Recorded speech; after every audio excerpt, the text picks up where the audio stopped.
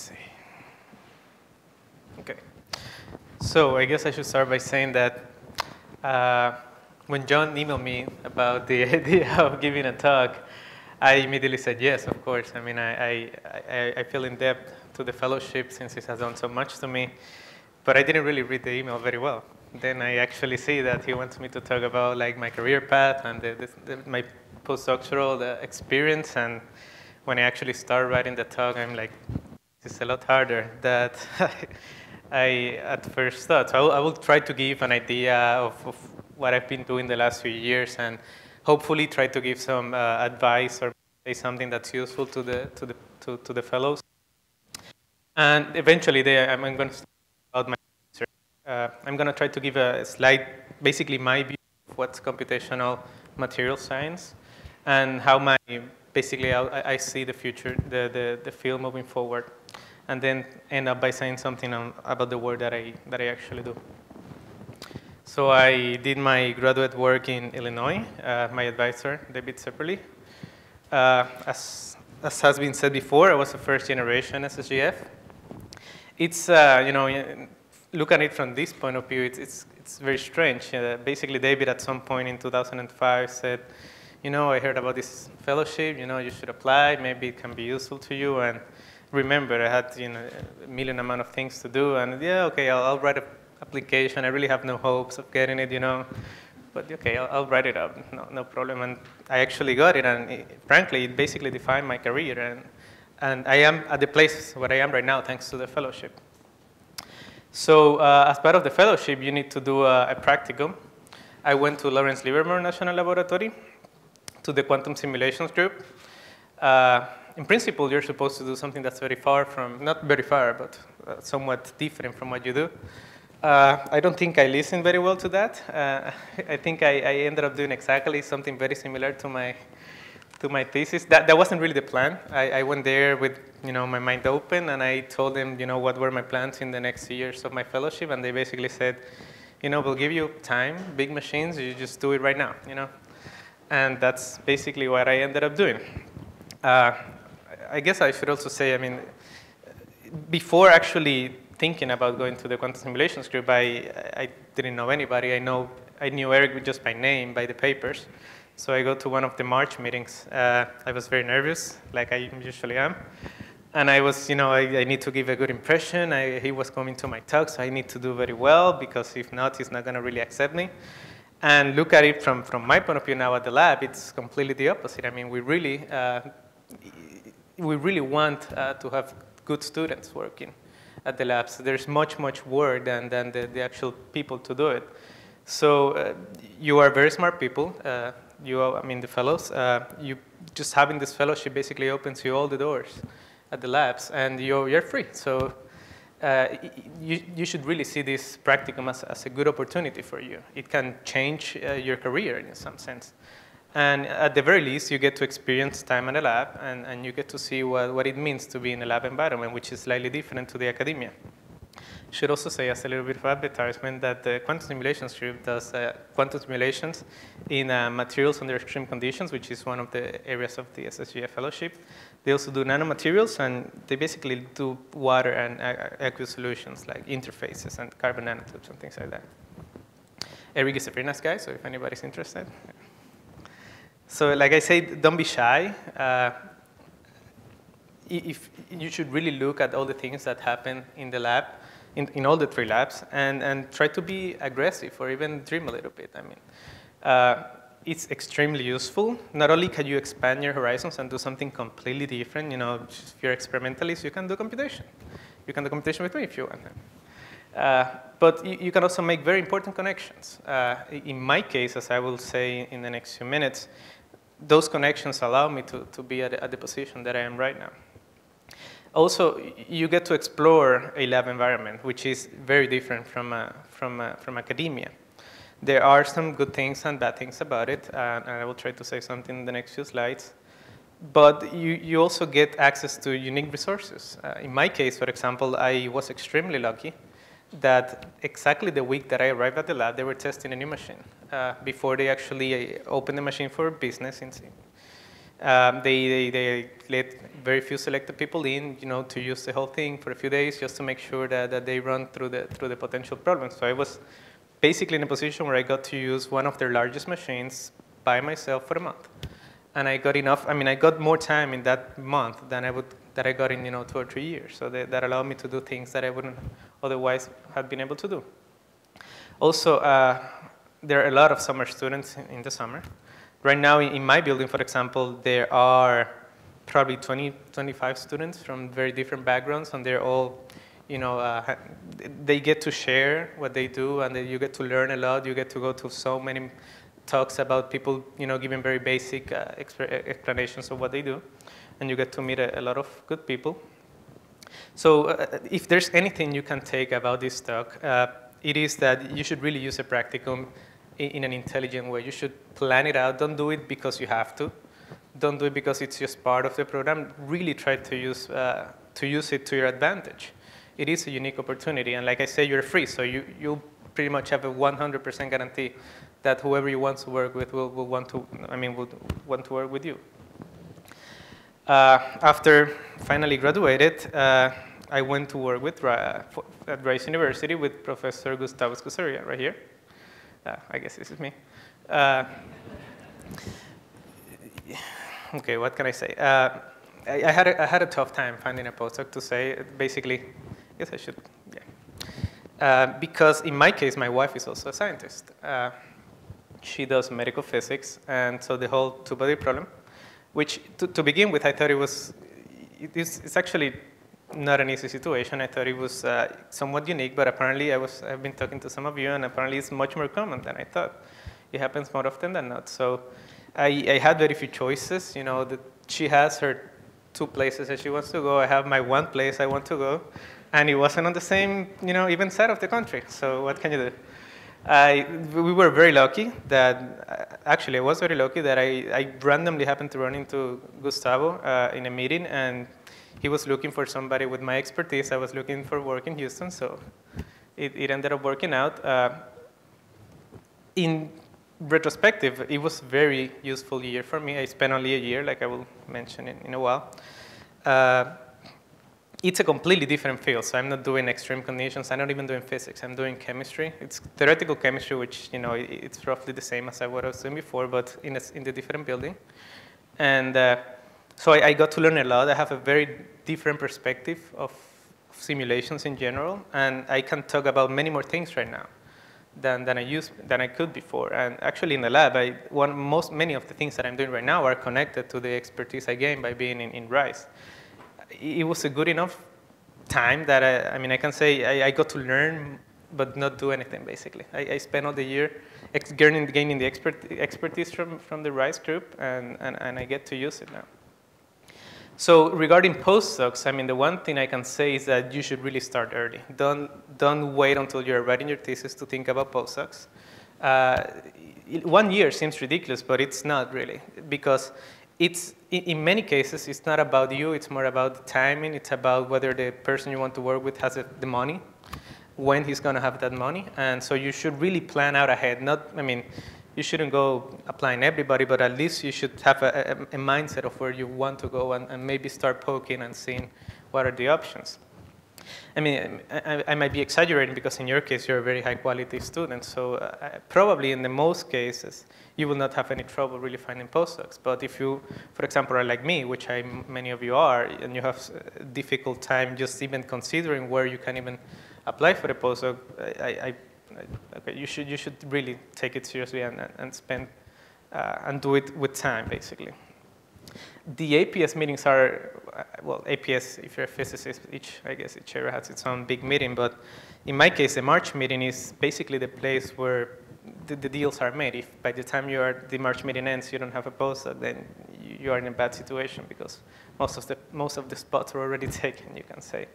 It's really important to use your connections. Right now you're making connections in this meeting. When you go to your practicum, you should really let your name be heard and try to talk to people and see what's out there. And like I say, timing is crucial. I found that a lot of people were interested in what I was doing and what I could do, but the funding, they either didn't know if they were going to have the funding, or So you should really try to do this with time. After my original plan was to stay in Rice for 3 years, so I should be in Rice right now.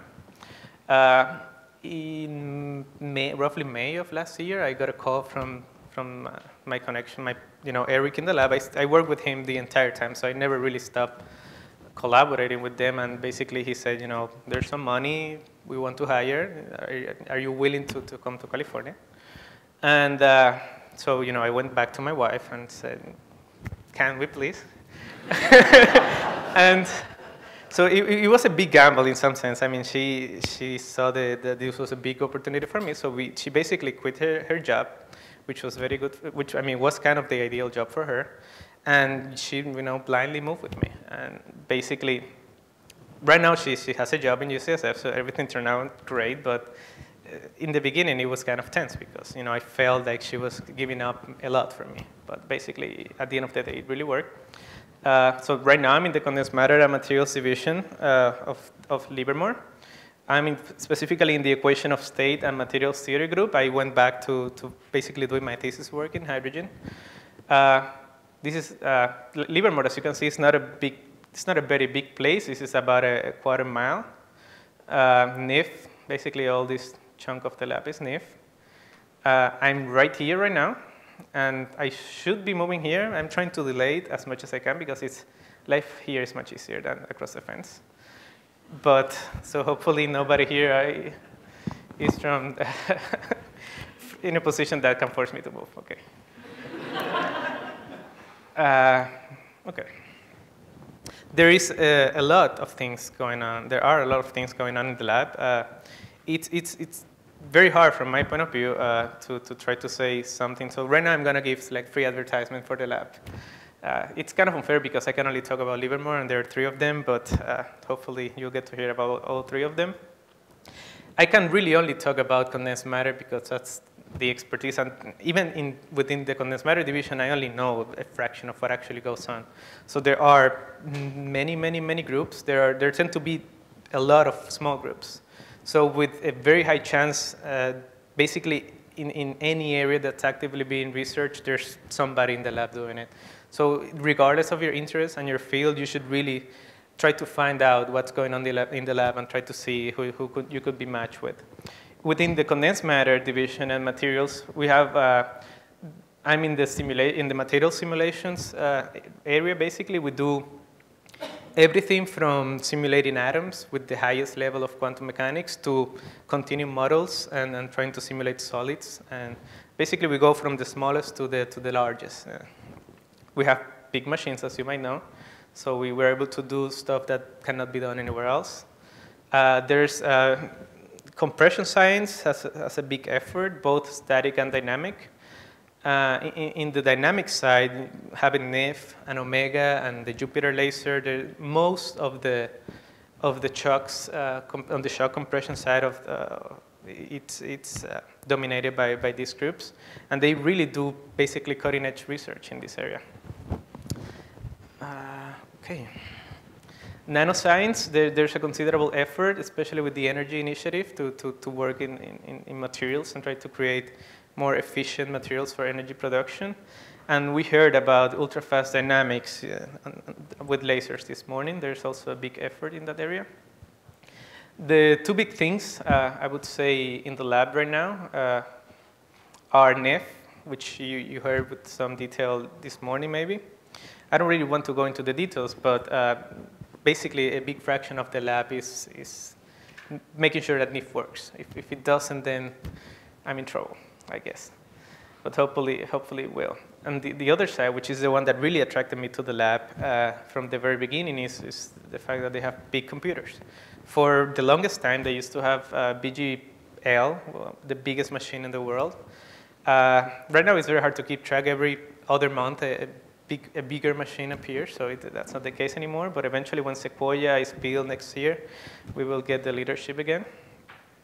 But you get access to unique resources, so you should really consider that. Okay, so that's all about me. thank God. Now I can talk about science. I want to, instead of just diving into what I do, I want to give a little perspective into what I think is computational material science and where I see the field going into the near future. Basically, I want to start by saying that in principle, when we start, back in undergrad learning physics, they tell us, we have the theory of matter, the Schrodinger equation. You're supposed to get everything from it. If it's built out of electrons and ions, then this is pretty much the story. I know that roughly a third of you are nuclear physicists, so this doesn't really apply, but there is some general, there's the equivalent concept that, we're supposed to know exactly how to describe everything. In principle, we can't. Not even for the simplest of the simple, we can actually solve this exactly. So this is an example of the things that we should really be able to obtain from here. We should describe anything from optical and transport properties, thermodynamics, exotic properties, which are really hard to get from basically looking at the equations exactly. But we should also explain chemistry, basically, or plasmas, or anything. The only place, and this is something I learned from Rice, from my time in Rice, where we can actually extract information directly from the Schrodinger equation is in chemistry, where we have a hope of really solving it, but in practice it's extremely hard. So we always have to reach some sort of compromise between what I think are the three important aspects of every problem. Basically, between accuracy, time, and space. By accuracy, I mean how close we get to the actual solution of the problem that we're supposed to be solving, which is the Schrodinger equation. The ability that the method that we use, what's the capacity of the method that we use to get the energy scale that we need to observe the phenomena that we want to predict. And for example, I claim here some rough orders of magnitude in material science. So in order to see superfluidity, for example, directly from solving the Schrodinger equation, you have to be able to solve your equations to roughly 1 Kelvin, which in atomic unit, this is like a micro Hartree, which is far beyond anything we can even dream of. Superconductivity is a bit higher, basically on the tens of kelvins, but this is still way beyond what we can actually hope to do without modeling of some sorts, or magnetic properties. We can probably do something about magnetic properties. The energy scale is not so low, but we're still barely able to do anything in this regime. The second aspect is time. Everything in nature has a specific time scale. If you want to look directly at the problem in a pure sense, just by looking at ions and electrons, then you have to be able to simulate long enough so that your system can actually acquire the time scale necessary to do this.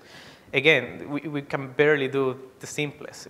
Molecular vibrations occur on a femtosecond time scale, and this goes all the way to, for example, diffusion in polymers. If you put paint on the wall, it takes hours to dry. This doesn't dry in femtoseconds, sadly, or we could simulate it. For example, biological processes is something that it's short enough. It's on the microsecond range, but really not short enough. It's short enough that we couldn't even dream about doing something about it in the next few years, but it's not short enough that we can do it right now. So most of the effort in the biological computational community is being able to speed up simulations so that you can actually see bending and formation. To simulate long enough so you can see some of the aspects of, for example, the processes in the cell. And the last scale is length. In order to see physical phenomena, we have to be able to simulate something that's long enough to encompass the range that we need. So for example, molecular properties, this is, like I said, the place where we can actually solve the equations very accurately and be predictive. We only need as many atoms as the molecule has. But for example, for both solids, although a solid really has 10 to the 23 atoms, we can use theoretical tricks and get it down to 100, roughly, depending on the complexity of the solid. But this goes all the way to, for example, hydrodynamic instabilities, where you really need billions of atoms to see, for example, turbulent mixing or something like that directly from atomics. And in order to do any one of these three areas to the extreme, you have to completely neglect the other two. And then you always run into this compromise of what do I need to simulate and how do I choose it such that I can do it with the computation capabilities that I have. In order to move forward, you have to simplify the problem, really. And in many cases, you have to make drastic simplifications to the point that you don't even know what you cannot really connect it directly to what you were looking at in the beginning. I'm starting to get narrower to what I actually do. In my case, my approach is going back, neglect time completely, neglect space as much as you can, and basically dump all your computer time into accuracy. You want to solve as close as you can the problem, and that limits what you can actually do significantly. But, I mean, machines are getting faster, so hopefully we will be able to do more. In order to do that, I don't really want to go into detail. The idea is that we can pretty much we can treat the ions roughly classically and really worry only about the electronic problem. And it solves the problem considerably, but we're still very far from being able to do this accurately. So the level of theory that you used for the electrons really defines how expensive this is. And in the last 20 years, we have seen very drastic improvements into what we can actually do. Maybe we did it 20 years ago, we would have to do everything very, hand waving and very approximate because we really didn't have the capacities. Now, we really have enough computer power. We can actually think about using expensive simulations tools. And for example, density functional theory, which is the workhorse of the first principles community, it's at a point where it's predictive, and we can do very good. We can solve interesting problems using it. Part of my work is trying to go one step beyond. Density functional theory, although I use it and I love it, it's very useful, there are places where it simply breaks down or you have no idea how good it is. So my point is just let's try to take the next step. And even though it's maybe 10 to 100 times more expensive, we have to start somewhere. And I mean, in 1985, where density functional really was the first time that it was used for for numerical simulations, it was considered crazy. Only one person or two in the world could do it. They had to, use the entire machine for, months. And now we can do it maybe on the cell phone, actually. We could repeat the stuff that was done back then. So maybe, maybe I'm the only one who can do quantum Monte Carlo right now, but hopefully in 20 years, you will be able to do it with whatever cell phones we use, in the future. So, and at some point, maybe, many, many years from now, we would even dream about doing very accurate quantum chemistry solutions. So hopefully, things would get better.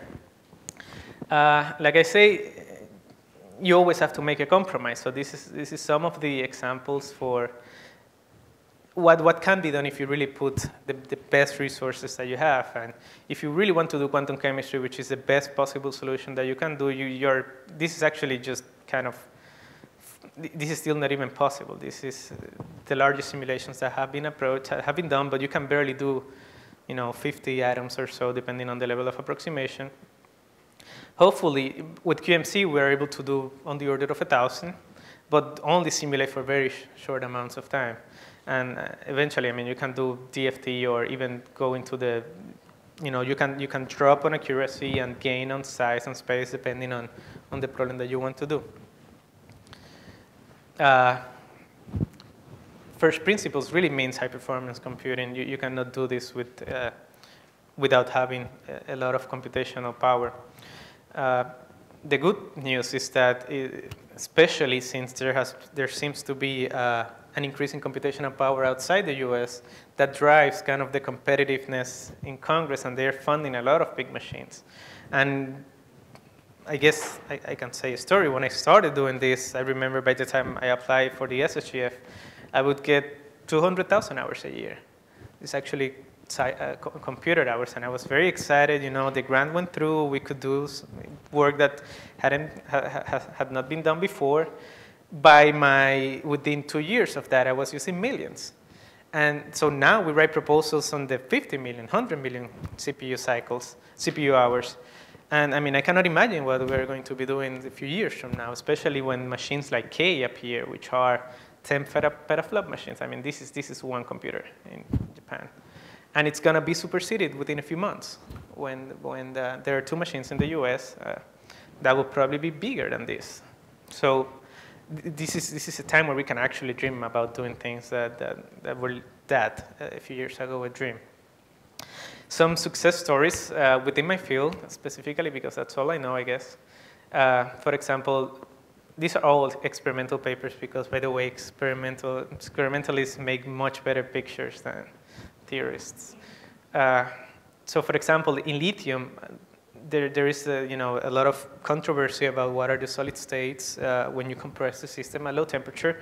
And all of these are, this is a recent paper by the Scottish group, I believe. This is actually a collaboration between France and Scotland and a couple of groups. They were able to basically get a very detailed phase diagram, and it agrees very well with the computational predictions that existed for many years now. For example, carbon, this phase diagram, the computational phase diagram, which are these phase lines, have been out from Livermore for about 4 years, and they were just able to do experiments with shocks and see basically the melting line and eventually go much higher. They actually go all the way until 30 megabars now, so this is the very low pressure side. But basically, we were able to guide the experiment and to predict the melting correctly. And in hydrogen, for example, this is another very interesting case where computational predictions within Livermore also were able to predict the fact that when you compress it, there's a maximum in the melting curve and it eventually curves down. And experiments basically didn't believe this, but they were able to reproduce it later on. So this is a very nice success. So what I'm trying to say with it is that we're at a point where we can actually be predictive, to the point where we can not only guide experiment, but we can make predictions that we're comfortable with and that we'd expect to be corroborated by experiment in the future. How much time?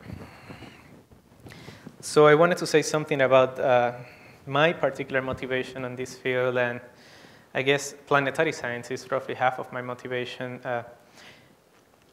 in the sense that this is a field where really there is very few experimental observations. You are so off what you can really do comfortably with experiment, but you still have a very a very high need of information to basically say anything about the planets, that this is a place where our predictions can actually make a big impact.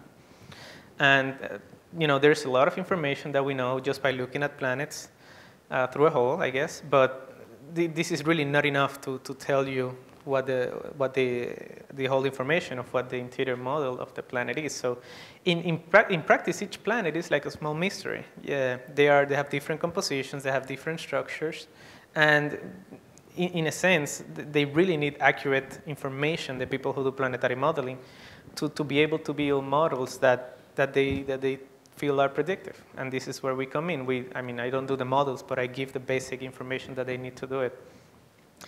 I guess I don't really want to go into too much detail.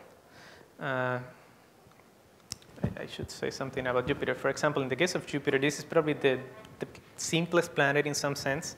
It is roughly hydrogen and helium to 90-something%. Even being that simple, in some sense, doesn't allow you really to have a good understanding of the planet. There are many things, for example, whether there is a plasma phase transition at some point, or whether there's even a core, given the mass distribution within the planet, that cannot really be set conclusively because the information about how these elements behave in high pressure is really not understood enough that we can actually do that. In the other case is Saturn, which is slightly more complicated because it's slightly colder than Jupiter, and the theory really doesn't agree with what the models, with what we observe. Saturn is a lot hotter than what the simple models say, and this is one of those cases where we really just don't know enough to be able to say what's going on. There are some hypotheses as to why it is hotter than the theory says, and so this is one of the problems that we attacked during my thesis. So going back a little bit to what I actually do, most of my interest lies into applying better electronic structure solutions to the first principles calculations, and in this case, hydrogen being the simplest element from the point of view of how to treat it, since it's light and it doesn't have too many electrons, so we can actually do simulations that we cannot do with other elements. And this is an example of a free energy surface that we calculated using purely quantum Monte Carlo-based first principles. This is probably, it took many, many million hours, and we can calculate entropy, which is something that's typically very, very hard to get. And we're able to predict some phase transitions. For example, the fact that when hydrogen dissociates into atoms, it does it in a very sharp manner. There's a first order transition between the atomic and the molecular phases, and we predict very sharp discontinuities in the conductivity, for example. This has been studied for many, many years, and even within the simulations community, there was a big controversy, and we were able to do enough work that we believe that this is solved. And at least from the first principles point of view, this is a solution that we think will hold for many years to come. When we look at mixtures, which I did for a few years, we are not only able to give serious support to the idea that the extra energy source in Saturn happens because hydrogen and helium are the mixing, but we are also able to give, we're working on the paper, but we should be able to give a very accurate first principles equation of state to the people doing planetary models in such a way that the uncertainties regarding the basic science, the physics of hydrogen and helium should be reduced to a point where they can actually start looking at predictive models. We can look at transport properties, conductivities, diffusion, most of the things that they actually need to know. And we also have predictions about upcoming experiments. I should say that I heard when I was in Chicago in the CHOC conference that a group in France from CEA are actually in a position where they can corroborate these predictions that we made. So hopefully in my next talk, I should put this as one of our success stories, actually. In hydrogen, like I say, we predict some very interesting physics that is really, at this point, is a little bit out of range of the range of experiments, but hopefully within the next few years, they will be able to corroborate the fact that we predict that there's a first order transition in the liquid. In the solid, for example, if you look at the disorder side of the solid, black and blue are experimental results, and the red are our numbers for the lattice parameters. And you can see that we're doing a good job. Basically, we don't take anything from experiment. We're able to predict with confidence what happens, at least in this side. In the near future, which is what I'm doing right now, we're trying to push our calculations to higher pressure and go into this regime, very interesting regime, where eventually the molecular solid becomes atomic. And there is some chance, there have been some predictions by some very smart and famous theorists, that there is the possibility that there's actually a quantum liquid somewhere down there, meaning the melting lines from both sides go to zero in such a way that at some pressure, at zero temperature, hydrogen is liquid and fully quantum mechanical.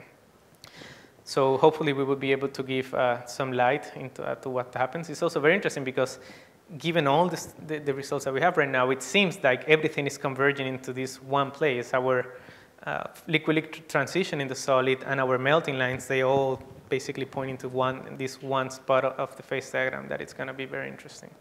So hopefully within a year or so we have enough results so we can shed some light into this. All work in progress after going back to the lab and basically jumping into, I get some freedom now, I guess.